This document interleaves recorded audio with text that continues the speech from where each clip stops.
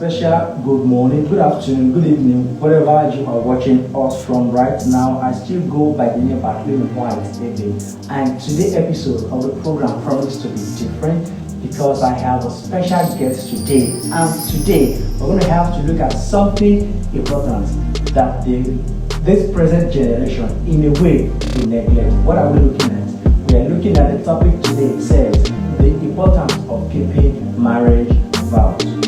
Today in our society, marriage is regarded as something people don't take important.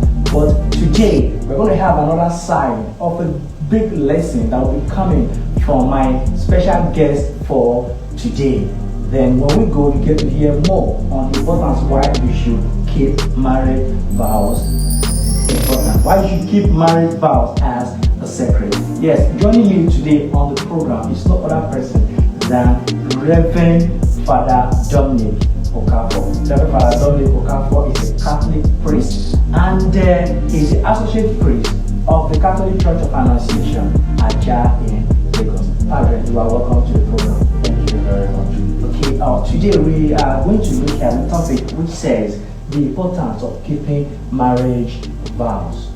So today we know how it is in the society where people don't take marriage important again. Before we go deep down, what is your view to this? Well, every vocation has its own peculiar challenges. The marital life, vocation to the priesthood, they all have their challenges. And these challenges are meant to be lived out by human persons. And the way you live out, living them out, shows if you can surmount those challenges. And so, every vocation is not rosy, but has its own challenges, just as I said. And so how you begin to live out these challenges is what matters. And you begin to embrace them is what matters. And what you want out of it also matters. So, no vocation is easy. Every vocation has its own challenges. No vocation is easy. Even in the priesthood, in the religious life, the lay faithful, wherever you find yourself, it is not easy. Now, Father, let's look at this. Why do we have marriage vows? Well, first of all, I am not a married man. according to and this question ought to be directed to married people, because they are the ones who are living out these vows. And living out these vows day to day, they have no choice than to live out these vows. Well, just as I said, every vocation has its own peculiarity. Just as the marital vow is also there, so is the priesthood vow is also there. So me, I am living the priesthood vow. So this question is meant for those who are actually living out the marital vows. But notwithstanding, I'll simply say the understanding of marriage, first of all, gives us a better insight as to how to live out these marital vows. Because these people, the couples, are two people who are coming together to live together as one, and they are expressing themselves to each other, begins with what? A commitment. And so this commitment is what they tend to live out as individuals. So the importance of keeping to marital vow is very, very necessary and essential, because as they live together, they see their mistakes, they embrace their mistakes, and because they've expressed themselves, and I can hold up to this person, I can embrace this mistake or mistake. We can live together. So the essence of marital vow is that expression, that commitment to do what? To live with each other forever. So it is forever. But these days, people don't see that something important. Yeah, well, you won't mind the generation of these days, because our own generation now, we just want things to be so smooth and easy. Just go there, come back, and go back, you begin to say, I don't marry, but people marry for different reasons these days. But first of all, when we go back to what marriage is all about, marriage is an institution of two people who have really decided to come together to become one. And it is only through that sacred union called marriage that this reality can be achieved. And so, if this set of people or these couples of these days realize that they are coming together to become one, they are no more two, as expressed in the book of Genesis chapter 2, verses 24 tells us, God says to Abraham, leave your house, leave your parents, leave your family, take your wife, and go to a place. That is, God telling Abraham that means that Abraham is beginning to become a responsible man, because he's beginning to have his own family. And Abraham took his wife Sarah, and then they went to they left their family clan, and they went to form another area. They went to live together somewhere else and begin to do what? And begin to bear children and begin to live out the marital responsibility. And so commitment matters. And I think if generations of these days understand what marriage is all about, then I think they'll begin to live out the commitment of marriage. Okay, now let's look at something again. We can really, in a way, we can say let's put the blame on this generation. At the same time, we still put the blame on this generation. Sometime on my show, somebody said love is not enough to keep relationship. It's not enough to keep marriage. In capital letter, you wouldn't tell me that such person is there because of what he or she is benefiting from that part, from the opposite. Do you understand? Now, what I really want us to look at, is there anywhere in the Bible where the Bible emphasizes the importance of marriage vows? I won't tell you that you will find it in specific place in the Bible, because it is not written. But what the Bible talks about marriage is what I said earlier. You found in Genesis chapter 2 verses 24, in which God, that is the beginning of creation of marriage, in which God tells the man, go become one, procreate. But first of all, before that, we need to understand that marriage is all about companionship. When you understand that marriage is all about companionship, then every other thing is falling. And so in the Bible, there is nowhere it is written specifically about vows. But you can make vows in front of people, you can make vows in front of your friends, you can express yourself, oh, you want to be with this person in front of everyone. And that is why in the church today, man, you come to church and you decide you want to get married and you're celebrating marriage. The individuals, I mean the man and the woman who are coming together, are the sole minister, the primary minister of that sacrament. And the priest and every other person who are present there are just ministers, they are just witnesses to that ceremony. Meaning, oh, this person is saying to this person, I want to I'm giving myself to you wholeheartedly, eternally, I want to be with you forever. So that tomorrow, if anything goes wrong, because they have declared their consent in front of people, and people are there, they give a witness to what these people said to each other, express to each other on social day. If they were there, they begin, we witnessed this person saying to this person, I love you for better, for worse, for richer, for poorer, in sickness and in health, to death, do us fast. And then, so. But at the end of the day, we have a place from here, a place from there. Just the way you said that, it's all about companionship. So people coming together to build the love. Like those days, we saw what marriage was all about. We saw what marriage was all about. I do say this every time. When Snow TV we started in 2008, 9. 2018, 19, 2019, we were going to witness a wedding that people spent millions on the wedding somewhere in Bamura, But then I tell you, that wedding did not last 6 months. Then I was not asking myself, when I was coming up with this topic, what would have gone wrong? What would have been the problem? People will tell you that I just want to make money and be fine. In as much as I have a child, I'm okay. Well, I want to interest you now. I want you to know that my final thesis before I left the seminar was on marriage. My final project was on marriage. And then what inspired me to do that was, I was working in a parish.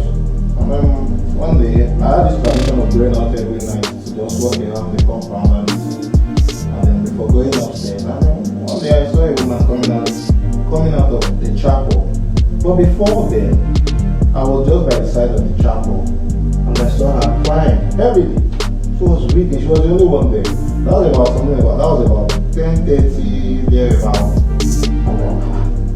And I was like, why is this woman weeping? Why is she crying this heavily? I was patiently waiting for her to come out. And when she came out, she said, Father, why are you crying?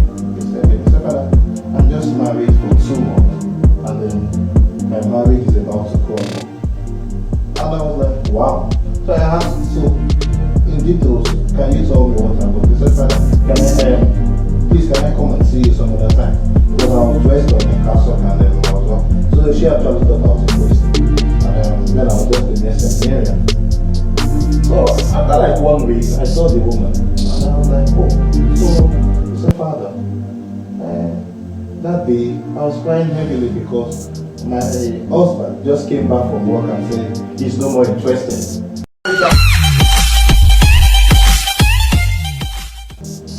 2 months after marriage. That's 2 months after my wedding. I'm no more interested. And so I felt the only person I could cry to was God. And along the line, when we got talking, I asked her, so what is your interest about this man before you come married to him? What made you get married to him? I said, yes. And so I said, so did you cut? How many months did you cut? Did you date each other? And then we didn't date that much. It was just 4 or 5 months, and then we got married. And I was just laughing. I said, wow, 4 or 5 months, and you think you know him better before getting married to him. I think that is one fundamental problem they have about marriage, and that is why you see most marriages crumbling after 2 years, 1 year, because that understanding is not there. You do not understand this person as to decide if you truly want to be with him. Probably you just say the person is doing well in business, doing well in work, he has a house, he has a car, and you think, whoa, he's alright, he's good enough for me to go. So let me just go in, because when I get married I'll be okay. But it is not so. It is more than that. It's more than that. Because if you don't understand this person, you can't live with this person. Because that person has his own peculiar weakness. And so that's called me to write about mutual self-giving in marriage as my final thesis in the seminar. Before I left the seminar, my project. And then I discussed what marriage is like and what it takes to give to each other, giving yourself mutually to each other, meaning you are ready to open yourself totally to this person, to know that, oh, this is my weakness, this is my area of default, can you manage me this way? Management. Can you manage me this way? And then this person is also seeing you, your own areas of flaws, and then saying to himself, can I manage this person this way? And so that also reminds me, because I'm presently working with an elderly police where I'm working, and sometimes I kind of throw some questions at him to get, and I asked him, why is it that since I resumed, I've never seen it officiate a marriage. So I asked him, why is it that you don't officiate a marriage? And he said to me, you know when you join them tomorrow, now they begin to fight. And you begin to find out what is going on and what's going on within this set of people. I just join them and then he said, I don't want them to come tomorrow to me and say, we want to separate, we want to divorce. Well, the Catholic Church allows separation for a while, but it takes time to grant divorce. He said, I don't want to undergo the well, in his age, and I agree with him. No, you can't be stressing such a person at this age. So I think the summary of everything is mutual self-giving and then understanding. When you understand this person, then you would know that, well, I'm expressing myself to this person, and he also is expressing himself to me. And then we are meant to give each other. We are giving ourselves to each other. And then it helps to keep that marital vow, helps to keep that bond, because the key element to marriage is that bond, that vow. we make to each other, and it is the foundation of every marriage. No matter what love, no matter how you claim to love that person, no matter how you love him, and if that foundation destroys, there'll be a problem, because it will lead to other things. You'll be suspecting that person. You want to be monitoring his or her move. You want to know where he or she goes to. You want to know who. Checking phone calls and text messages. I've seen a man who said, "I don't know why my wife can't get her eyes off my phone."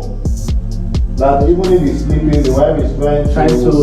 I've also seen a man who said, I've also seen a woman who said, "I don't know why my husband can't get his eyes off my phone. He's trying to know who I'm speaking with. Even when I'm speaking to my brother, he asks, who are you talking to? Who are you doing?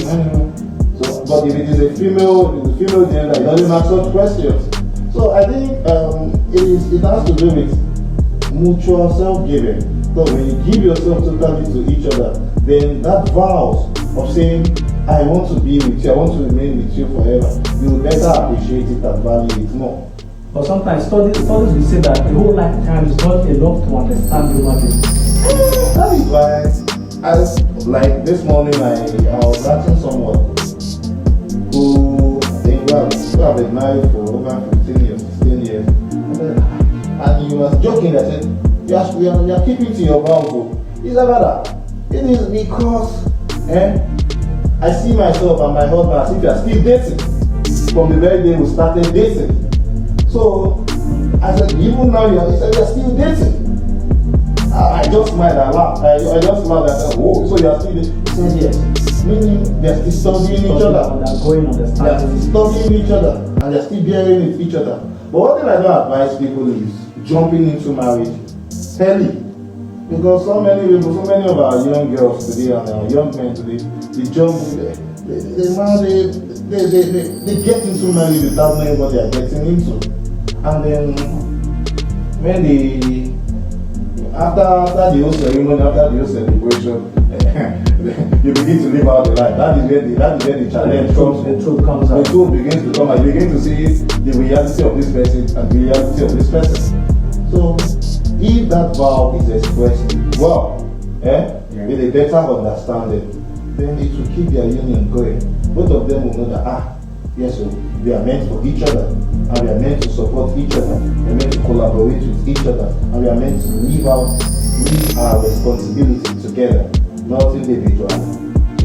That is a very nice one. For those watching now and those that will still watch later, just as Father have said, there are many importance of keeping marriage vows. But Father, let's quickly wrap it up by saying, now what are the benefits of keeping this marriage vow? The benefit that comes in when you decide to keep marriage vow. Well, but I know, just like you said before, you are not in that. You are not in that vocation. Well, there are a lot of benefits there. Because you see, life is full of a lot of experiences, and then from the experience of older people, you get to know how you want to fit into the society and be better. And then I've seen couples who have lived for 30, 40 years, and they are still living together. Just recently, I saw a status of my friend where the mother was in Canada from the sisters and this and the mother was there to look after the child. And then I was like, your father's dream has gone to see the daughter. Meaning, you see, when you begin to live with each other, I mean couples, when they begin to live with each other, they have this similar resemblance in everything. They want to do everything as one. And then when you see them, no matter how, if you see one, you say, oh, where your brother? I've seen a couple where if the woman comes out and they say, good morning, man. You know, where is your brother? Because the both of them are living as one and they are happy. They do things as one, they are happy. And I've also gone to an occasion where before the man speaks anything or makes a donation of money, first of all, seek the concept of the man. How much are we going to? So we don't get home as well. So that both of them are in the same page. So carrying each other is one benefit. Understanding each other and bearing with each other is another benefit. That is the positive side of it as well. And to forgive each other is also another benefit. When you learn to forgive in your union, no matter what the other person does to you, You don't see that anything. you don't see it as anything, you just forgive and you let go and go. So I think that is those benefits: forgiveness, learning to understand each other, learning to share with each other, and learning to seek each other's consent before they are all benefits. And if you watch, go and check such people who do these things, when you see them, you will better appreciate their marriage. Yeah. That is a very nice one from our special guest from today. In case you are just joining or you are beginning to watch now, our guest from today is Reverend Father John Kokabo. He's an associate priest serving at Catholic Church of Annunciation and from all he has dished out to us today, we urge every one of us, please do the best you can to keep marriage vows. If you're getting married today, or you're about to get married tomorrow, or you are married already, or you're planning, whichever category before, work the best way you can to keep marriage vows. There are so many benefits, just like you said, that comes with keeping marriage vows. Let's forget what we're about to call O and B. We call them let's go there. Anytime we want to party, we just go and party them. At the end of the day, you forgot that I was with a lady. Let me not use the general word because of Facebook. So she said, I can't imagine with the way these my teens are standing, I will now come and press feet. Somebody call a child tomorrow. Then I can't, I was asking myself a question: is this person normal? Then you begin to, that is the problem, because you begin to ask yourself, so what do you want to do with that child? Was it not someone who breastfeed that made her sound and how she is today? Well, sometimes that is another problem, because if that kind of lady had that, I'm going to another responsibility entirely, she wouldn't be saying that kind of thing. She wouldn't say it. She wouldn't express herself that way, because no matter how it is, just as I said at the initial stage, marriage is companionship. But along the line, God gives you other blessings. And one of those blessings is the gift of children. And so you must pay your due to that child, because it is a responsibility that God has given to you. So if that lady understands what it takes to take care of a child and being responsible towards the care of a child, I think she wouldn't say that. She wouldn't say that. Well, that is a very nice one. I want to say thank you for making yourself available to join us on the program. In spite of your busy schedule, you see, create out time to be with us today. So today, the management and its crew, we are happy that you could that you grant our interview. And let me not say an interview, join us on the talk show, and we have to review this today. Viewers all over the world, please do the best you can to work on keeping your marriage vows, even in your single, even in your relationship, in your courtship that is preceding you to marriage. Keep the little vows that surround whatever you are doing, so that at the end of the day, you don't go and have a broken home. Okay, Father wants to say something. So, the Catholics out there, and I want to beg you to take your marriage class seriously, because in that class, a lot of things are being discussed, and it helps you to keep your marital homes. Because some people, they don't attend class, but what they just want to do is they want to get married. And I'm sorry also, my boss does not like all these online things. He wants you to be present, so that you're physical, so that you see, you get a better understanding of what is going on. Because sometimes we do online things, but people don't pay attention to what is going on. They are being distracted in various forms. But when you are there, and people are telling you about their own experiences, and the more the two have been married, who comes to give talks, are telling you about their experiences, and what they see every day, you pick up just little things from those experiences, and you will begin to build your homes as well. At that moment, you begin to tell yourself, oh, this is how I want to live, this is how I want to live with my wife, this is how I want it to be. So please, I am begging Catholics and those who are intending to get married, whatever platform where you can align yourself with, where you talk about how you should be good couples, please avail yourself, dispose yourself of everything, and align yourself to it, because to further help you as you go into your marital union. Thank you so much. Thank you very much, Father. It will help you as you go in your marriage. At this time, we still tell ourselves this thing too, we that are looking up to entering that marriage. I'm not married, but Oh, you hope to get married? yes, but yes, by the grace of God. So soon now, some people ask me a question every day. You are not married. How come you are doing a marriage program? I do tell them I learn from plenty of bosses. Let me say boss and bosses. I have so many people who are married that I call on the phone with them, and I have been on several marriage programs on radio and on TV. And that is the reason why I'm doing this. I'm not perfect. Just my normal word. If there is anything you see that we are not doing wrong on this program, please put it in our comment section. It will help us to learn. And we're doing this while people see that marriages are dying every blessed day.